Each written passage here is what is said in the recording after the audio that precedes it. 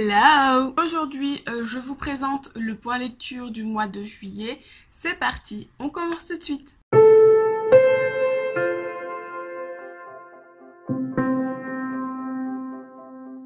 Donc je vais commencer par me décaler un petit peu pour vous présenter la couverture de Miss Pain d'épices que j'ai lu donc en e-book de Cathy Cassidy. Donc ici, il s'agit de Cannelle, qui est une jeune fille qui au collège était plutôt la risée et qui n'était pas franchement populaire, bien au contraire, et qui a plutôt mal vécu tout ça. Du coup, arrivée au lycée, elle a décidé de changer et elle devient tout simplement amie avec une jeune fille populaire, sauf que forcément ce n'est pas sa personnalité à elle, mais un rôle qu'elle joue, et donc forcément à un moment donné ça devient compliqué. Et donc autour de ça va se jouer une histoire d'amitié et une histoire d'amour forcément, et j'ai trouvé ça plutôt sympa. Voilà, donc c'est du très jeunesse. C'est du Cathy Cassidy, on le sait quand on commence. Pour ma part, j'ai lu 3 ou 4 tomes de la saga Les filles au chocolat que j'avais beaucoup apprécié. Voilà, je trouve que l'été, là, c'est le moment idéal pour des lectures légères et jeunesse comme celle-là. J'avais envie de la découvrir sur une autre sorte, c'est pas une saga, mais sur un autre livre d'elle. Donc c'est chose faite et je suis plutôt contente de ma lecture. J'aime beaucoup le personnage en fait, j'ai beaucoup apprécié parce que moi aussi au collège, j'étais un petit peu la risée entre guillemets. Alors en fait, moi je l'ai je l'ai plutôt bien vécu parce que j'avais effectivement un look un petit peu particulier, mais j'avais mes amis tout de même qui étaient là. J'avais mon petit groupe d'amis, c'est juste...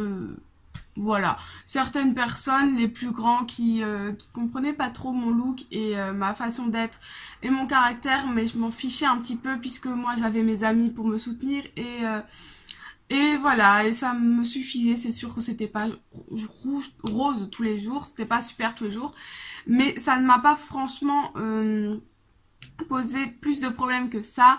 Je me souviens qu'arrivée au lycée, en effet, avec la rentrée, je me suis dit, c'est tout nouveau, c'est tout neuf, il n'y a pas beaucoup de personnes du collège qui étaient dans ce lycée-là, donc je me suis dit c'est peut-être le moment aussi de jouer un rôle justement, ou de devenir quelqu'un d'autre, entre guillemets, mais voilà, je me suis vite rendu compte que ma personnalité allait quand même ressortir, et que tu avais beau faire ce que tu voulais pour cacher ta personnalité, elle revenait en avant.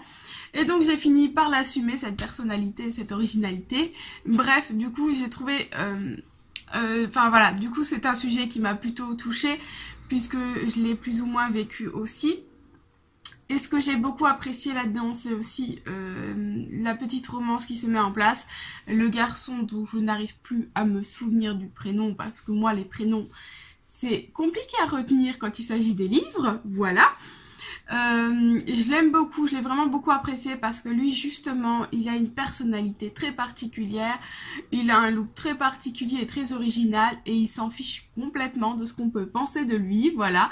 Donc je trouve ça, la contradiction était vraiment bien jouée, et du coup on s'accroche vraiment à ce garçon. Et il y a un passage que j'aime beaucoup, un petit peu plus... je peux pas dire magique, mais un petit peu fantastique, un petit peu irréel, qui se passe avec un renard. Voilà, et j'ai trouvé que c'était des petits moments comme ça, des petits passages super jolis, voilà, plein d'espoir, et vraiment que j'ai vraiment beaucoup apprécié. Voilà, je veux pas trop vous spoiler, donc voilà, simplement vous penserez peut-être à moi quand vous lirez le livre et que vous verrez ces petits passages de renard qui sont vraiment très sympas. Je passe ensuite à L'héritière, donc le tome 4 de la section de Kirakas, édition France Loisirs. Alors, pour la petite histoire, je ne sais pas ce qui se passe avec cette saga, mais elle est maudite au niveau entretien. Voilà, parce que le tome 3, j'ai réussi à mettre du rouge à lèvres dessus. Ne me demandez pas comment j'ai réussi à faire ça, mais voilà, il a du rouge à lèvres partout que je n'arrive pas à lever, bien sûr. Et là, alors là, je sais pas si vous allez voir, Je sais pas ce que c'est. La couverture, bon ça va, j'ai réussi à la reprendre un petit peu. Mais elle est du coup un petit peu cassée, elle a été pliée là, voilà. Je sais pas. C'est une saga qui est magnifique, des couvertures super belles. Et j'arrive à les défoncer. Voilà. Bon, c'était la petite histoire, le petit moment de colère, parce que je suis fâchée contre moi-même d'avoir réussi à salir mes livres comme ça. Mais que voulez-vous? Ça reste des livres et on va essayer de relativiser. Bref, c'est pas ça qui vous intéresse, mais plutôt mon avis sur le livre. Donc ici, nous allons suivre Edeline. Donc je ne vais pas vous dire qui est Edeline, puisque je ne voudrais pas vous spoiler les livres précédents, même si la plupart des personnes, même n'ayant pas lu la saga, le savent déjà. Et donc ici, on va repartir sur une deuxième sélection. Alors, je m'inquiétais un petit peu en me disant j'espère que ça va pas être trop redondant de repartir sur une sélection. Alors certes, cette fois-ci, c'est une fille avec 35 garçons et non l'inverse. Mais voilà, je m'inquiétais tout de même un petit peu. Et finalement, j'ai plutôt apprécié ma lecture puisque je l'ai dévorée en 2-3 jours. L'intrigue secondaire qu'il y a, comme il a pu y avoir dans les tomes 1, 2 et 3, et ici un petit peu légère. Et bon, je l'ai pas forcément apprécié plus que ça. Je comprends tout à fait l'enjeu, mais je trouve que ça n'a pas forcément été très bien tourné. J'attends de voir ce que ça va donner sur le dernier tome, donc le tome 5. Pour me faire vraiment un avis là-dessus. Par contre, en ce qui concerne la sélection Edeline et les candidats, oui, j'ai complètement accroché. Voilà, ce n'est pas redondant parce que les histoires qui se passent entre chaque candidat et la princesse sont complètement différents. Edeline en elle-même, donc le personnage principal, est complètement différent de Maxon, je crois qu'il s'appelait Maxon, ou de America. Donc vraiment rien à voir, et on se replonge encore dans la sélection et dans ce jeu avec une grande envie, et vraiment j'ai beaucoup apprécié. Comme toujours, on retrouve le côté palais royaux, etc. Mais on retrouve aussi le côté famille et le côté romance. Donc j'ai trouvé ça plutôt sympa. Je ne m'attendais pas à ce qu'il y ait autant de frères et sœurs du personnage principal, tout simplement. Je pensais qu'elle allait être tout seule, ou voir un frère ou une sœur, mais ils sont quand même beaucoup plus que ça. Et donc du coup, le côté famille est encore plus important. Et ça, j'ai beaucoup apprécié aussi, en fait, tous ces personnages qui tournent autour de la princesse en dehors des candidats, tout simplement. Ça, c'est très appréciable aussi. J'ai beaucoup aimé le personnage de Aren, qui est donc le frère de Edeline. Et par contre, j'ai détesté Josie, je crois, elle s'appelle Josie. Elle, je l'aime vraiment pas, mais par contre du coup ça m'intrigue de savoir ce qui va se passer avec elle dans le tome 2, parce que là on la voit, c'est effectivement un peu le personnage embêtant, et donc j'aimerais bien savoir ce qui va se passer avec elle dans le tome, dans le tome 2, dans le tome 5, parce que je ne sais pas si elle va avoir une place plus importante ou pas, et donc ça m'intrigue. Mais je ne l'ai pas aimée, c'est un peu contradictoire. Voilà, en tout cas, si vous ne vous êtes pas encore plongé dans cette saga, mais qu'est-ce que vous attendez, quoi? Allez-y, foncez, parce que c'est vraiment une très bonne saga. Je pense que quand le tome 5 sera sorti, je vous ferai peut-être une vidéo spéciale là-dessus. Encore que c'est ce que j'avais dit pour la saga Effacée, qui a été un grand coup de cœur. Et autant j'ai sorti un article sur mon blog à l'époque quand je l'entretenais, autant je n'ai jamais sorti la vidéo. Donc je sais pas, peut-être que je ferai une vidéo spéciale saga. En tout cas, allez-y, foncez pour cette saga qui est juste énorme et que j'ai adoré.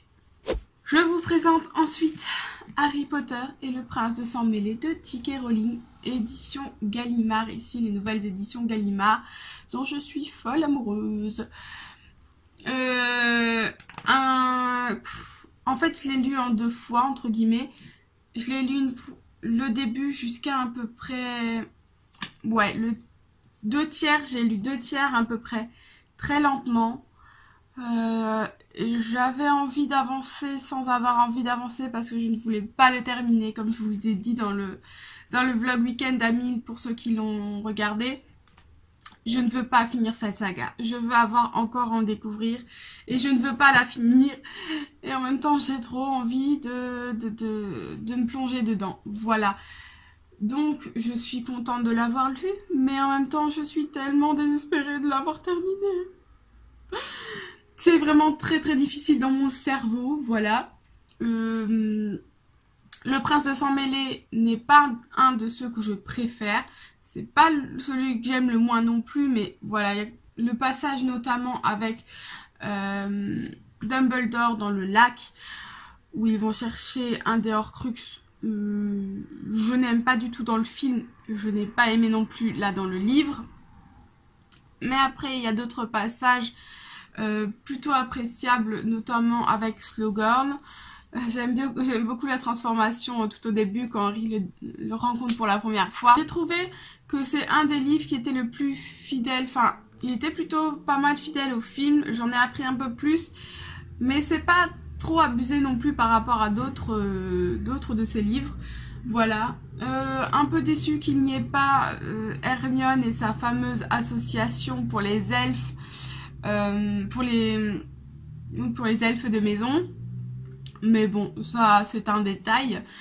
Voilà, je peux pas vous en dire beaucoup plus parce que comme je vous le dis, je suis encore un petit peu dégoûtée de l'avoir terminé tout de même. Donc oui, je disais, j'ai lu le premier 2 tiers. Ensuite j'ai fait une petite pause parce que vraiment je ne voulais pas terminer cette saga. Et c'est le moment du lac qui est arrivé. Et puis je l'ai repris pour le week-end à 1000 et là je l'ai dévoré tout simplement pour pouvoir le terminer. Voilà, le dernier tome, je pense qu'il va bien attendre encore quelques temps, quelques mois, parce que je veux pas le terminer, tout simplement. Voilà. Je sais qu'il y a beaucoup de choses à découvrir dans ce dernier tome, et je ne veux pas la terminer. Donc, ça va attendre. Les 2 derniers livres que j'ai à vous présenter, il s'agit de comics. Oui, me suis lancée dans du comics, comme je vous disais. Je commence à lancer dans la BD et en fait ce sont 2 livres que j'ai achetés pour mon chéri qui ne lit pas du tout mais qui est fan de cette série puisqu'il l'avait vue sur Netflix. Il s'agit de Sons of Anarchy, donc le tome 1 et le tome 2. Voilà, je les ai achetés en espérant qu'ils se mettent un petit peu à la lecture. Donc il a lu la moitié du premier tome. Ça fait quelques mois déjà, hein. Et puis il s'est arrêté. Voilà, je vais essayer de le relancer un petit peu dessus, on verra bien, mais pour l'heure, c'est mon avis que je vais vous donner. Et donc, pour la petite histoire, j'ai vu quelques épisodes en fait de la série parce que mon chéri la regarde. Donc voilà, je connais plus ou moins l'histoire dans les grandes lignes, je connais plus ou moins les personnages, mais je ne connais pas tout. Donc ici en fait ça ne retrace pas la série mais c'est un petit peu des histoires parallèles. En fait on va reprendre dans le premier tome, je sais qu'ils en parlent dans la série, ils parlent de cette histoire, mais du coup on va en parler plus en détail en fait dans cette BD, comme si c'était un passage de la série où ils n'ont pas eu le temps d'en parler, alors hop on va le sortir, on va l'expliquer en livre, enfin en BD, voilà. Ça a l'air un petit peu plus gore aussi que dans la série, voilà, parce que c'est dans le tome, alors je ne sais plus, ce que je les ai lus à la suite, alors je sais plus si c'est tome 1 ou tome 2, où à un moment il écrase clairement la tête en passant avec la moto, voilà, c'est juste gore, et je ne crois pas que ce soit comme ça dans la série, donc voilà. Sinon, pour les images, je vous avoue que c'est pas forcément celle que j'aurais le plus choisie. Après, c'est pas mal, mais c'est vrai que c'est pas le meilleur livre que j'ai lu de ma vie. Je l'aurais pas acheté pour moi. Et je l'ai vraiment lu parce que mon chéri aime bien. Alors, je sais pas si vous allez voir un peu les images là. Voilà. Je viens de perdre le marque-page. Je sais pas où il en était. Je sais même pas si lui sait encore où il en était. Voilà, voilà. Bon, bref, on verra ça plus tard. Voilà, alors c'est en fait c'est une suite, hein, c'est pas 2 BD différents, c'est-à-dire qu'on commence là c'est du chapitre 1 au chapitre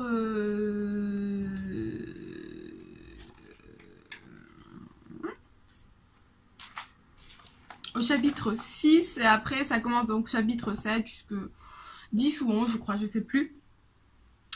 Par contre la couverture est super belle, donc voilà. Je vous montre un peu toute brillante. Et à l'intérieur, à la fin, j'aime bien parce qu'il y a aussi encore d'autres images. Par exemple, il y a ça. Ou, lui dans la série, je l'aime bien. Voilà, je sais pas pourquoi, mais de ce que j'ai vu, je l'aime bien. Ou ce genre de truc comme ça, voilà. Donc ça, je trouve que c'est appréciable aussi pour les fans. Je pense que ça peut être sympa. Voilà, bon, je vais pas m'éterniser dessus. Voilà, j'ai lu. Si il lit ces 2 tomes-là, je lui achèterai la suite et donc je les lirai aussi. Mais sinon, c'est pas franchement une lecture que je vais poursuivre. Voilà, j'ai terminé de blablater. J'avais plein de choses à vous dire aujourd'hui et j'avais envie de discuter parce que ça fait un petit moment que je n'ai pas tourné de vidéo. Voilà, je ne sais pas quand est-ce qu'elle sera publiée cette vidéo, sûrement au mois d'août puisque je dois encore d'abord vous vloguer pour le challenge week-end à 1000. Bref, tout ça, vous le saurez déjà puisque ce sera sûrement déjà publié.